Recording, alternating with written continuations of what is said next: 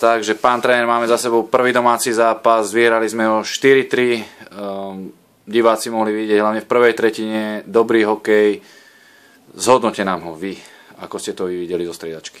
Tak presne tak, prvá tretina výborná, boli sme korčuliarsky na tom lepšie ako super aj kombinačne. Dokázali sme podržať puk v útočnom pásme, z toho pramenili šance a minus bolo to, že sme boli malo agresívni v tej koncovke, tam minimálne o 3 góly sme mali po prvej tretine viesť. Druhá tretina, nedisciplinovanosť, časté zbytočné vylúčenia, hra tým pádom bola rozháraná, nevedeli sme sa dostať do toho správneho rytmu. Bolo to vtedy hlavne o tej bojovnosti.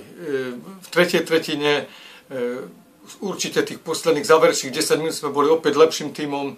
Dokázali sme sa dostať do vedenia a udržať to vedenie. V podstate sme väčšinu časť počas tých 10 minút druhej časti tretej tretiny hrali u supera. Bolo to už tedy aj taký taktický boj, minimalizovali sme chyby, mali sme superových hráčov pod kontrolou, nedostávali sa do nejakých prečíslení a potom sme aj umnou hrou kontrolovali v závere ten výsledok, kedy sme sa aj pri presilových hrách extrémne netlačili smerom do brany, hrali sme s dvoma bekmi vzadu neustále, aby nedošlo k zbytočnej nejakej fatálnej chybe a stalo by nás to body. Takže celkové by som to tak zhodnotil, že bolo to o sile kolektívu, o bojovnosti, nasadení a v podstate takéto zápasy nás posunú vpred, kedy viete, určite každý mal v podvedomí aj ten neveľmi vydarený zápas v Topolčanoch a možno, že sa to aj preneslo teraz a bolo dôležité, aby sme vyhrali, aby sme sa mali od čoho odraziť a to sme splnili, sme radi a už sa od zajtra pripravujeme na ďalšie kolo.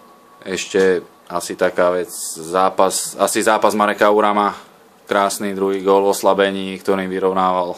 Tak určite premenil trestné strelenie, kedy sa dostal do breaku, bol faulovaný, s prehľadom vlastne dal ten gól a takisto v oslabení, kedy Lichanec dobre forčekoval, odvážne, za bránu supera pri vlastnom oslabení. Marek sa dostal k puku a s rozvahou v podstate to tam zavesil brankárovi. Dobre, ďakujeme, pán tréner. Veľa zdaru do ďalšej práce. Ďakujeme pekne.